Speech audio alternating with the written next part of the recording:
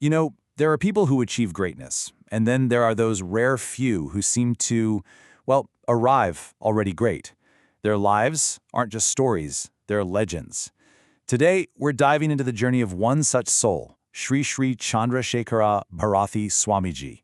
He's revered by millions as an Avatara Purusha, which means a direct divine incarnation right here on Earth. So our story really begins right here, at the Sringeri Sharda Pitha. Now this isn't just any temple. Think of it as a spiritual and intellectual powerhouse, a seat of wisdom that's been around for over 1,000 years. And it's this incredible ancient place that would become the stage for a truly remarkable life. All right, so here's how we're going to break down his incredible story. We'll start with his sacred beginnings and his path to enlightenment. Then we'll look at the grace he showed as a guru, some of the unbelievable miracles people say he performed, and finally, we'll talk about his final sacred journey. Okay, let's jump into part one, a sage's sacred beginning. Like so many great spiritual stories, this one starts with signs of a pretty extraordinary destiny, signs that were there right from the get-go.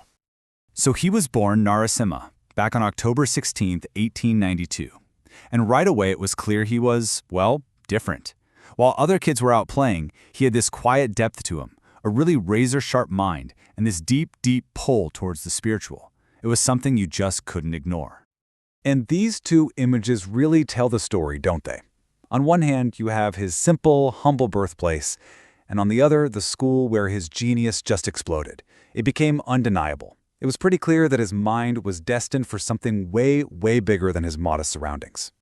This quote right here, it captures a huge turning point. So the story goes that the senior guru posed this incredibly complex scholarly problem, and it had all the senior pandits, the real experts, completely stumped. But young Narasimha, he just overheard it, solved it in his head, and then later on presented the perfect solution. That was the moment everyone knew they were dealing with someone truly special. All right, on to part two, the path to enlightenment. So that one moment of genius, it wasn't just a clever trick. It actually set off a whole chain of events that would shape his entire destiny and lead him straight to his spiritual calling.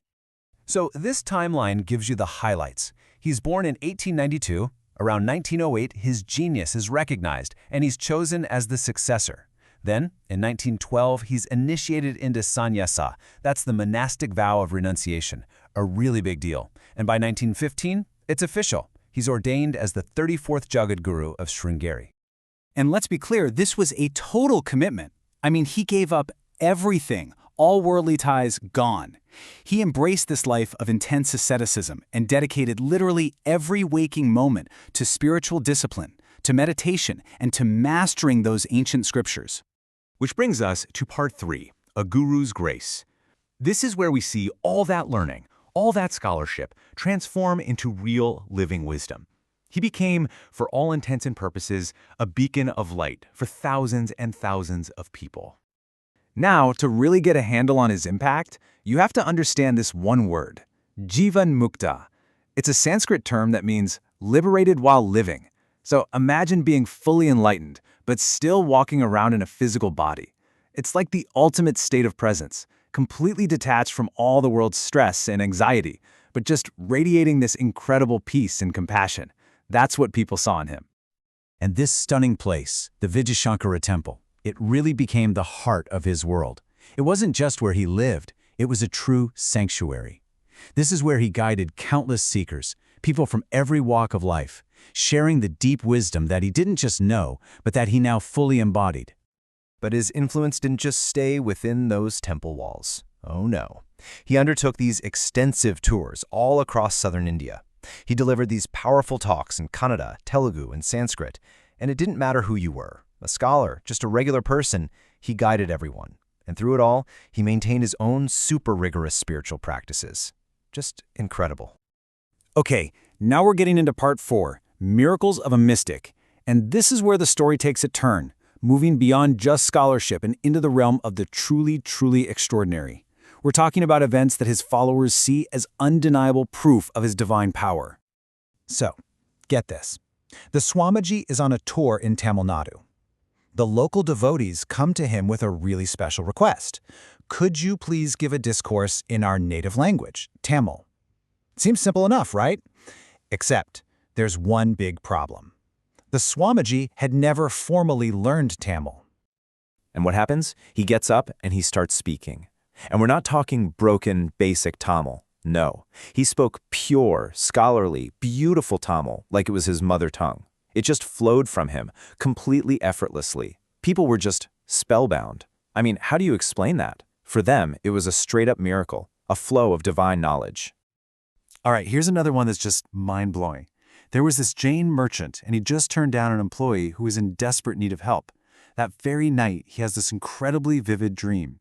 In the dream, a sannyasi, a monk, appears and very gently admonishes him, calls him out for being so uncharitable.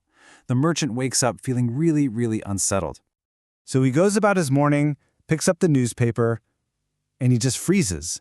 Because staring back at him from the front page is a photo of the exact same monk from his dream. And the headline?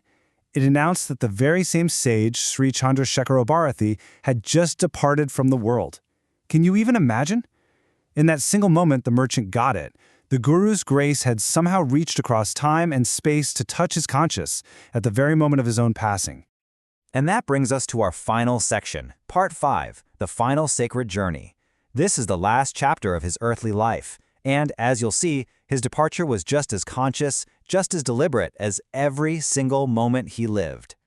He prepared for his passing with absolute clarity. It was like he had a checklist. Step 1, he made sure the lineage would continue by appointing his successor. Step 2, he relieved himself of all the administrative duties. And Step 3, he spent his final days just in deep, silent contemplation.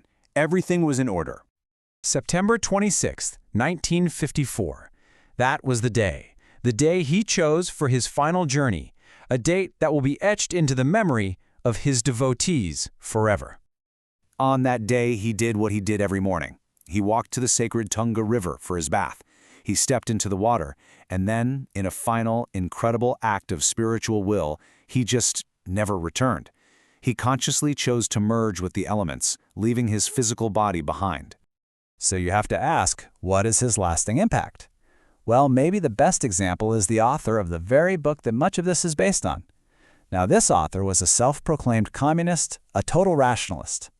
But simply reading the Swamiji's story, it completely transformed his entire worldview. It just shattered everything he thought he knew and inspired him to share this story with the world. I mean, if that's not proof that the sage's grace is still at work, I don't know what is. And that really leaves us with one final question to think about. When you look at a life like this, what really defines a legacy? Is it about the incredible things that happened while the person was alive? Or is it the inspiration that lives on, the way their story continues to touch people long after they're gone?